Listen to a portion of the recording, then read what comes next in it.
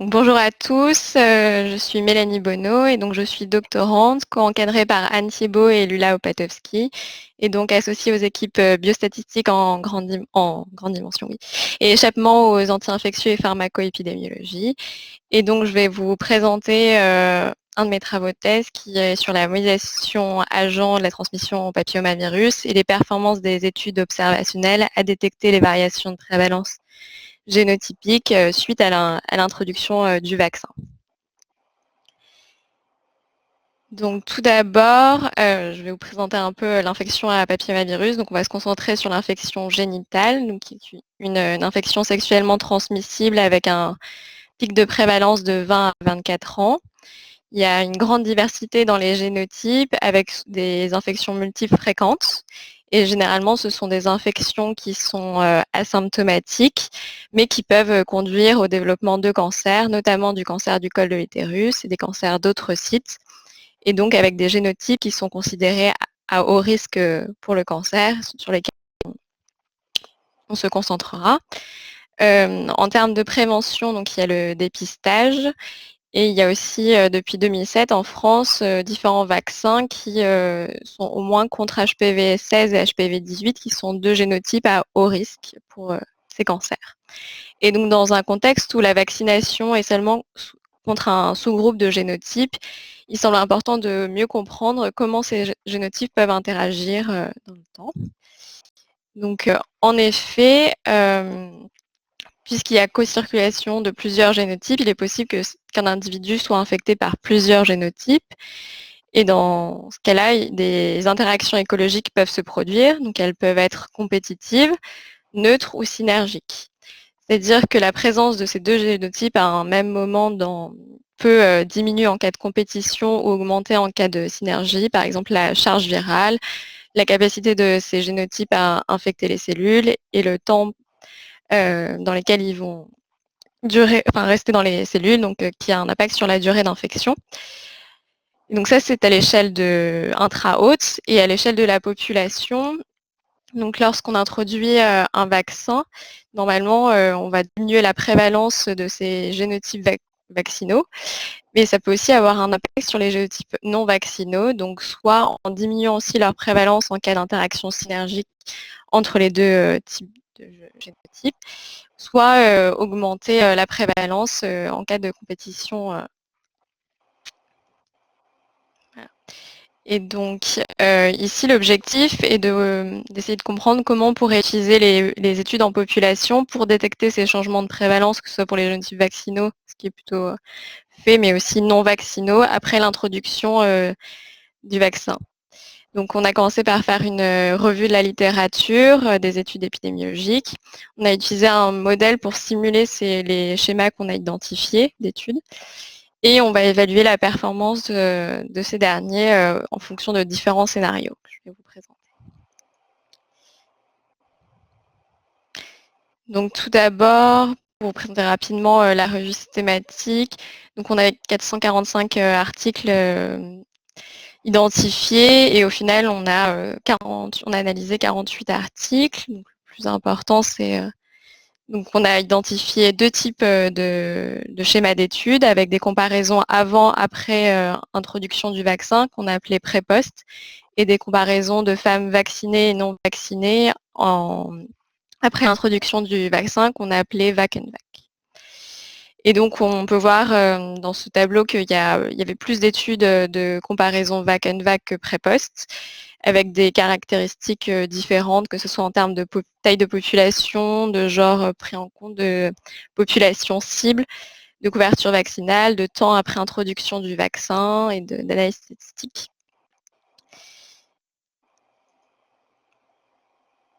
Et voilà. Donc maintenant, je vais vous présenter le modèle, rapidement les simulations, puis quelles mesures on a réalisées et ensuite les résultats.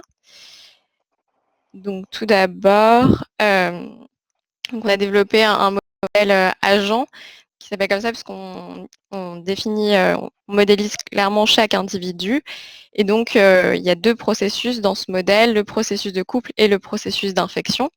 Donc pour ce qui est du processus de couple, donc on modélise une population hétérosexuelle qui rentre dans le modèle à 15 ans, qui en sort à 30 ans.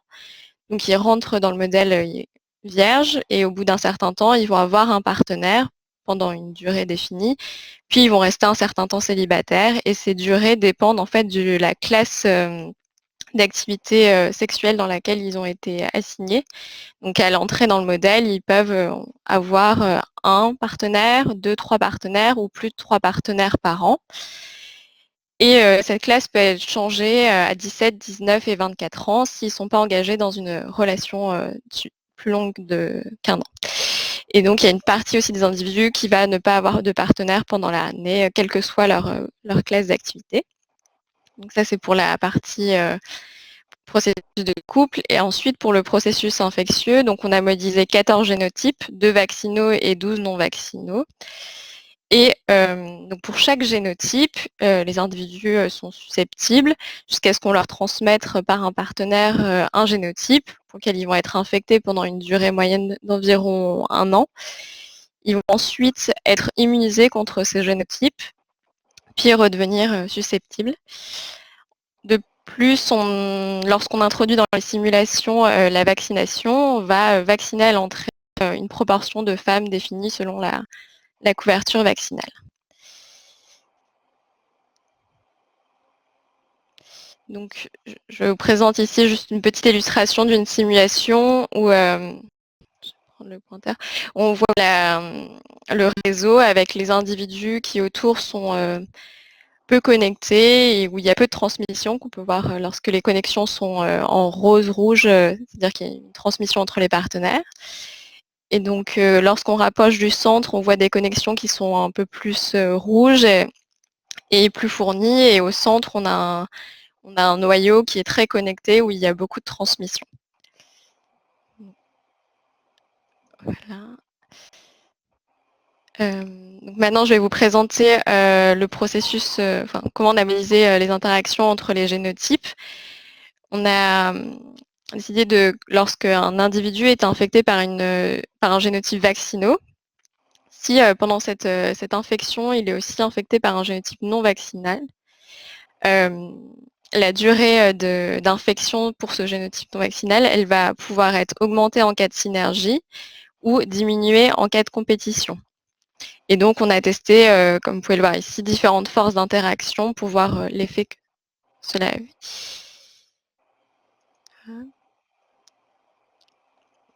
Donc, juste pour vous présenter rapidement ce qu'on voit en termes de simulation avec ces interactions au cours du temps en introduisant un vaccin au T0.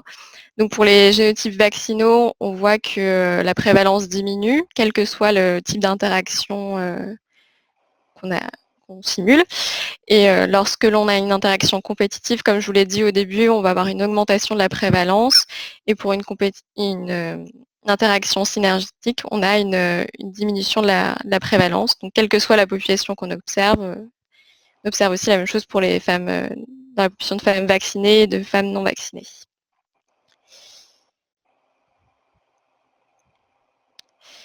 Pour les scénarios, donc on a défini différents scénarios de couverture vaccinale, donc 20, 40, 60, 80% de couverture. Et donc pour chaque scénario, on a 100 répétitions et on présente une valeur médiane et un intervalle empirique à 90%. Et donc les mesures ont été réalisées 10 ans avant l'introduction du vaccin, 1, 3, 5, 10, 15 ans après l'introduction du vaccin. Donc ce qu'il faut savoir, c'est que puisqu'on a introduit la vaccination par cohorte avant l'entrée dans le modèle, lorsqu'on est à 3 ans après l'introduction du vaccin, par exemple ici, ça ne concerne que les femmes qui ont 15 à 17 ans. Donc on ne va pas avoir toute notre population vaccinée d'un coup. Comme on peut le voir sur ce schéma, on atteint la couverture de 60% qu'à partir de 15 ans après l'introduction du vaccin. On se concentrera plus sur cette partie-là. Donc pour les mesures et pour les analyses, on a choisi de montrer les différences de prévalence, donc en pré-post, avec une prévalence après moins la prévalence avant. et en comparaison vaccinés, non vaccinés, où on fait la prévalence des vaccinés moins la prévalence des non vaccinés. Et donc, on a calculé le nombre de sujets nécessaires pour détecter statistiquement la différence entre ces deux prévalences dans les deux comparaisons. Donc, les résultats que je vous présenterai sont la somme des deux nombres de sujets nécessaires, donc dans les deux.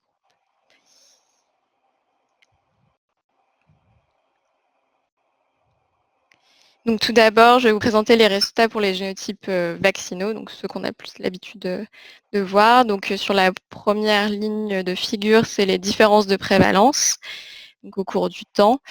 On peut voir donc à gauche pour le modèle pré-post que les différences augmentent au cours du temps. Et elles augmentent de façon plus importante plus la couverture vaccinale est importante. Et pour la comparaison vaccinée-non vaccinée, on voit qu'elles sont plus importantes lorsque la couverture vaccinale est plus faible. Et donc en termes de nombre de sujets nécessaires, donc le nombre de sujets nécessaires est très faible quelle que soit la couverture vaccinale pour la comparaison vaccinée-non vaccinée. Et en pré-post, elle diminue au cours du temps. Et donc, 15 ans après l'introduction du vaccin, on a besoin de moins de 600 femmes, sauf pour le modèle avec 20% de couverture vaccinale, ce qui correspondrait plutôt à la France, où là, on est plutôt autour des 2200 femmes. Donc maintenant, je vais vous présenter les résultats pour les génotypes non vaccinaux, donc uniquement pour les modèles, pour deux valeurs d'interaction compétitive. Donc une forte et une faible. On voit que pour la forte, la différence de prévalence est plus importante que pour la faible. Les différences de prévalence sont aussi plus marquées en pré-post en rose que en comparaison vaccinée et non vaccinée qui sont en bleu. Et on retrouve ces différences donc avec des différences plus importantes plus la couverture augmente. La couverture vaccinale augmente pour la comparaison pré-post que pour vaccinés, non vaccinés, où c'est avec la couverture la plus faible qu'on a des différences les plus importantes. Et donc en termes de nombre de sujets nécessaires, cela se traduit par des nombres de sujets qui sont bien plus importants que pour les génotypes vaccinaux. Donc après 15 ans après introduction du vaccin, c'est-à-dire à peu près maintenant, on est quelle que soit la comparaison et la couverture vaccinale à plus de 1000 femmes. Pardon. Et donc, si on reprend notre exemple français, avec 20% de couverture vaccinale, en pré-post, il faudrait, pour une forte interaction, au moins 20 000 femmes, et pour une faible, plus de 266 000, ce qui paraît assez énorme. Donc pour résumer ces résultats, donc pour détecter des variations de prévalence, il faudrait un très grand échantillon, beaucoup plus grand que pour les génotypes vaccinaux, et un temps assez long après l'introduction du vaccin. Il semblerait que la comparaison pré-post demande une taille d'échantillon plus faible que vaccinés non vaccinés. Et donc la plupart des études observationnelles qui ont été publiées jusque-là semblent être pas assez puissantes pour montrer ces différences pour les variations de prévalence non vaccinales, mais parce qu'elles n'ont pas été designées pour montrer cela. Et donc en termes de comparaison, donc nous on a une population qui est assez idéale, où elle est très comparable vu que c'est de la simulation.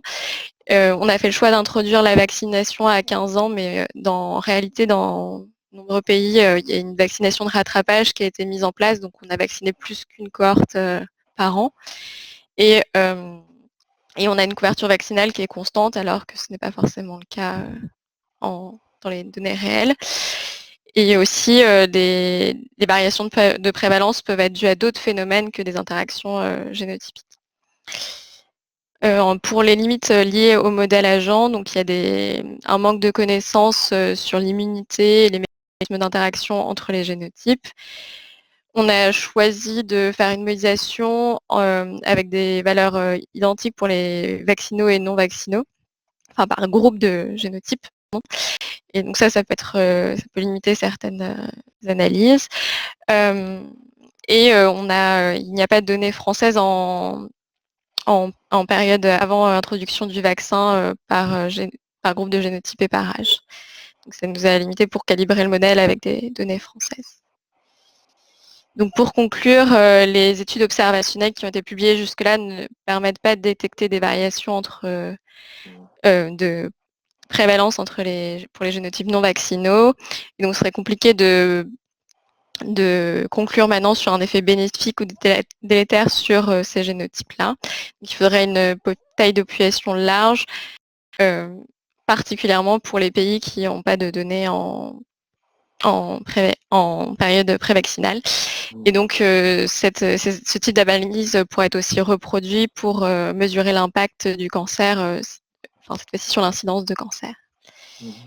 Voilà. Merci à tous. Mince. J'ai cliqué une fois de trop.